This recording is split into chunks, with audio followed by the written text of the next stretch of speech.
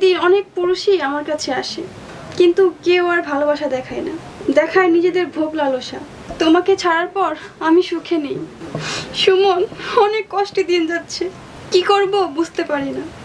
এই পথ থেকে বের হওয়ার অনেক চেষ্টা করতেছি, কিন্তু পারতেছি না।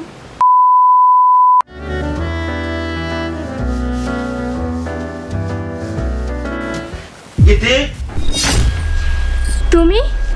আমি মানে রুমের মধ্যে কি নোংরামি হচ্ছে? আমি কোথায় নোংরামি শুরু করলাম?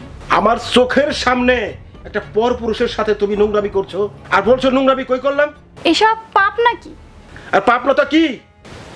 কি হয়েছে ভাইয়া, কি হয়েছে রে? এত চিল্লাচিল্লি করতেছিস কে? আর চিল্লাচিল্লি করছিস আর সাথে রে ভাই, তোর এই সৎ চরিত্রের ভাবি পরপুরুষ নিয়ে আমার বিছানায় শুয়েছিল। এই দেখ ভাই, দেখ, এই সেই পরপুরুষ। ভাবি এসব কি? কে ছেলে? এর সাথে আপনি এসব করছেন কেন? দেখো ভাই, আমি তোমাকে মিথ্যা কথা বলবো না, এই ছেলে আমার প্রেমিক, আর একজন স্বামী স্ত্রী যা করে আমরাও তাই করতেছি। ছি ভাবি ছি, এসব কি বলছেন আপনি? আমি আপনার থেকে এটা কোনোদিনও আশা করিনি।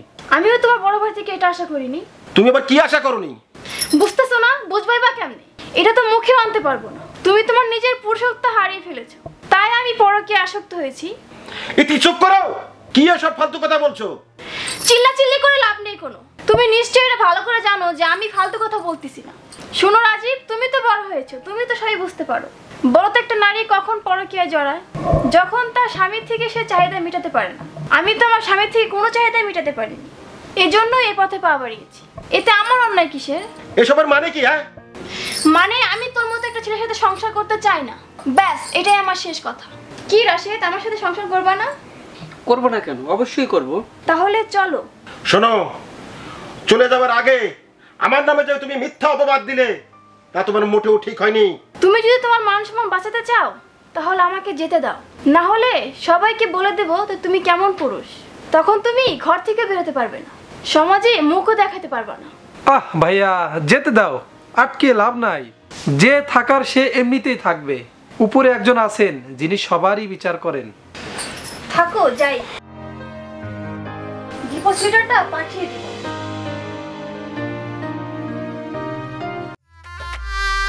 আরে ভাই আসো তো, আসো। আরে আসো তো, তুমি আসো তো। আরে আমাকে কই নিয়ে যাচ্ছ?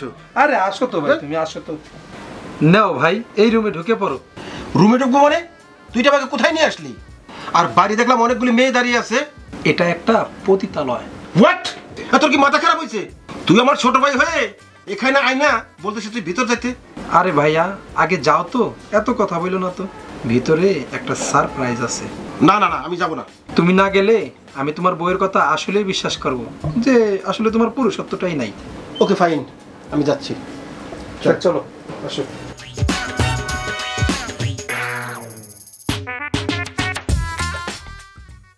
এত লেট করলে অন্য কাস্টমারদের আমি সময় দেব কখন বলেন? সুমন, তুমি? হ্যাঁ এটি আমি। কিন্তু তুমি এই পতিতালয়ে কি করছো? কেন এসেছো এখানে? কি হলো? চুপ করে আছো কেন? জবাব দাও। আমায় তুমি ক্ষমা করে দিও সুমন। তোমাকে মিথ্যা অপবাদ দিয়ে ডিভোর্স দেওয়ার পরেই আমি রাশেদকে বিয়ে করি, কিন্তু সেই ছেলে আমাকে ভালোবাসেনি। বিয়ের আগে থেকেই ও আমাকে বুক করে গেছে। প্রতিদিন বাসায় ছেলে এনে ও আমাকে দিয়ে খারাপ কাজ করাতো। আমি এসব চাইতাম না, তবুও ও ছাড়তো না। একসময় ও আমাকে বিক্রি করে দেয় এই পতিতালয়। তখন থেকেই আমি এখানে আছি। প্রতিদিন অনেক পুরুষই আমার কাছে আসে, কিন্তু কেউ আর ভালোবাসা দেখায় না, দেখায় নিজেদের ভোগ লালসা। তোমাকে ছাড়ার পর আমি সুখে নেই সুমন, অনেক কষ্টে দিন যাচ্ছে, কি করব বুঝতে পারি না। এই পথ থেকে বের হওয়ার অনেক চেষ্টা করতেছি, কিন্তু পারতেছি না। দেখলে ভাইয়া, আমি বলেছিলাম না উপরওয়ালা একজন আছে, তিনি ছাড় দেন কিন্তু ছেড়ে দেন না। আমি এই বিল্ডিং এর পাশ দিয়ে প্রতিদিনই কলেজে যাই। সেদিন যখন আমি ভাবিকে দেখলাম তখনই মন চাইলো যে তোমাকে এখানে আনা প্রয়োজন। কাজটা অবশ্যই তুই ঠিক করেছিস। চল বাসায় যাই, এখন কোনো খারাপ মেয়েদের সাথে কথা বলতে আমার রুচিতে বাধে। চল ভাই। চলো ভাই, চলো।